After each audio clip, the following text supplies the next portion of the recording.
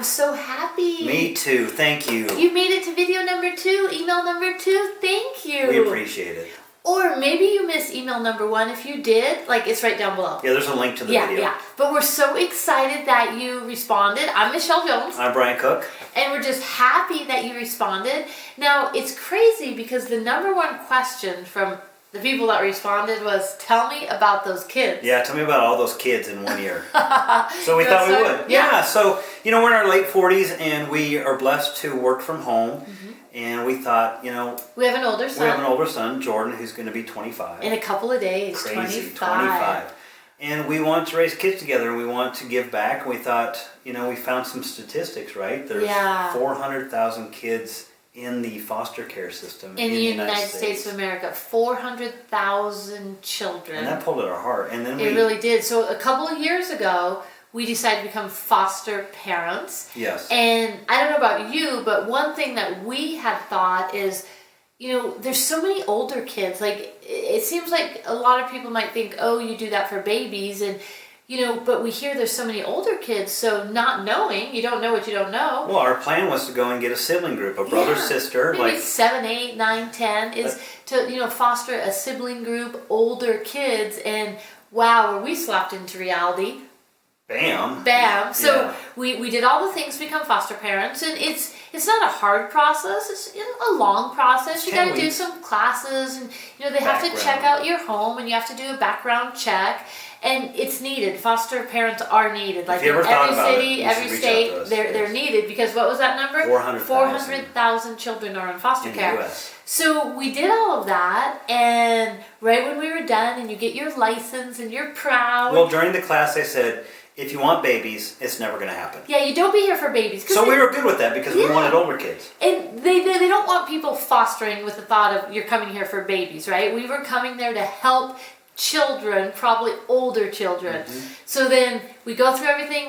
You're called licensed. We get our license. We're proud. And about 3 seconds later, a phone call comes. And it was for a little baby boy. He was 4 weeks old. A little baby boy, and wow, it was for weeks or months, in our mind, we had thought of older children, and there was this little tiny baby that needed a home, and we were new foster parents. But what I said, this is what I said. I said, no babies, because I don't want to change diapers, and I want a girl. Because we have a boy. Because we have a boy, so the first one I want is a girl because our plan was to foster to adopt. Mm-hmm. So I said I wanted a girl. So we got a phone call for the boy, and we felt obligated to just go meet him because that's what they say, come meet him. Well, and you just don't understand when you're going through it. No. So if you decide to become foster parents, call us. We'll answer all the questions. But then I was silly and I thought, well, if we say no, what happens if they put a red X in their file? They don't. They don't put a red X in your file. They do not. But we did. So we're like, well, let's go meet the baby. It was done. It was love at first sight. That sounds so cheesy. But it was love. It's not cheesy because when I saw you the first time I fell in love.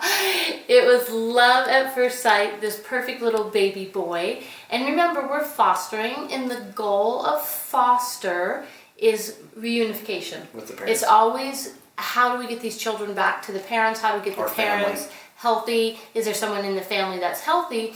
So you bring these children or this child in your home, and you fall in love, and you're always saying the goal is reunification. Well, with this beautiful little boy, it wasn't possible. It just didn't happen. Well, and I got to tell you though, there's a reason a mother carries a baby for 9 months because you get to prepare. You get to buy clothes and a stroller and a car seat. You get to have a baby shower. We had to do that in an hour. Literally, we went and met the kid, and they said, "Okay, we want you to take him home from the hospital. You got to have all this stuff." And then we went to Babies R Us, and we were and we stood in the store, and we looked around, and 25 years ago, there was 2 strollers, and you picked one. It was 300. And we just looked around, and we got overwhelmed, and we just left. We left the store. Had to take a time out. We had to take a time out. But so that baby, that's Noah, who's now 2.5. And after Noah, we actually had the pleasure of fostering some older children that did go back home, even though we fell in love with them, and we would have loved to have them, us be a forever home. Yeah, 5 other kiddos. Yeah, we had 5 other kiddos that did go back home, and that's wonderful for those families. Then what happened?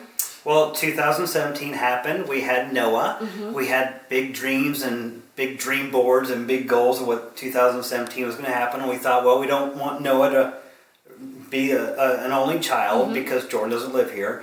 And I wanted a daughter, really wanted a daughter. So we got another phone call and said, come down and meet the little girl. A little baby girl. Little baby girl. And I knew instantly when I held her, I'm like, yep, this is my daughter.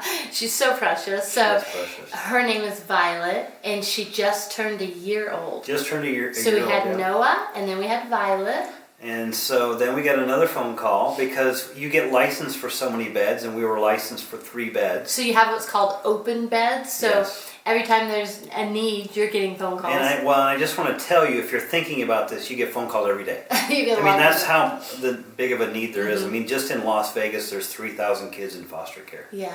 So we were getting calls every day, and what happened? We got another call about a 10-year-old girl that needed some help. She needed somewhere for a while. They say a short time. You never know. It's been almost a year. Yeah. She is going home. Yeah.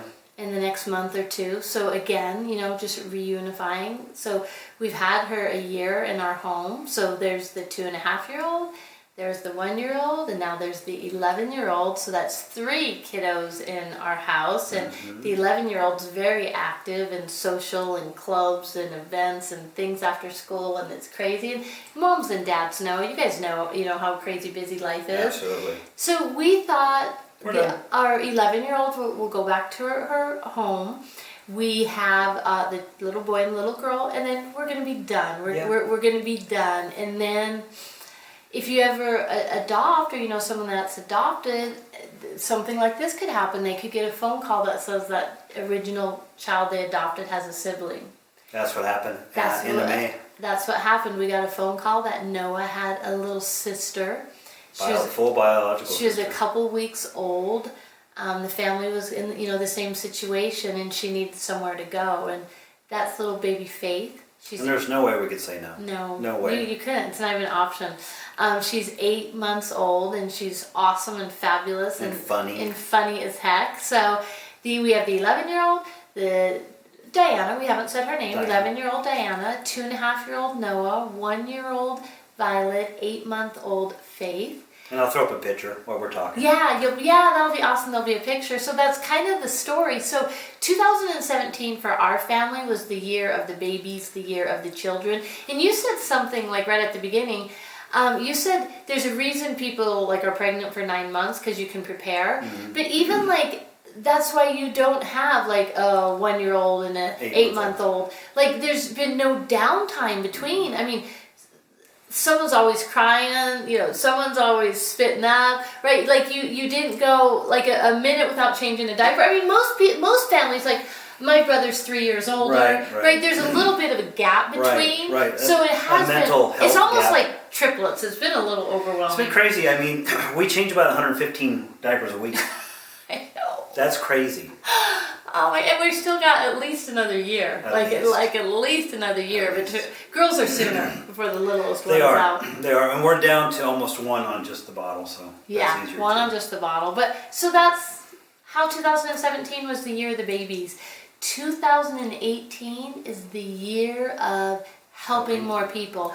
The year of growing. The year of, if you're doing any kind of relationship marketing business, the year of exploding that business. It's the year of being healthy. It's the year of abundance. It's just the year of growing. Yes, absolutely, 100%. So I'm sure in future videos you'll get to meet our kiddos because they like to jump in videos and have fun. So you'll be getting videos from us from time to time. Again, thank you for hanging out. Yes, thank you. Hearing the story. We appreciate all the kind replies to that first email. I know. My heart is so warm. Yeah, I mean, you kept calling me to your office. Brian, come, you gotta read this. You gotta read this. I'm like, you gotta read this one. We share the same email account. I already read it, so. If you didn't check out those 3 videos, I'll put the link below so you can go check them out. I don't know what else to say. We're Thanks. ready to have some fun. Yeah, we're ready to have thanks some for fun. watching this video, and we'll see you in the next video. Bye-bye. So, bye-bye.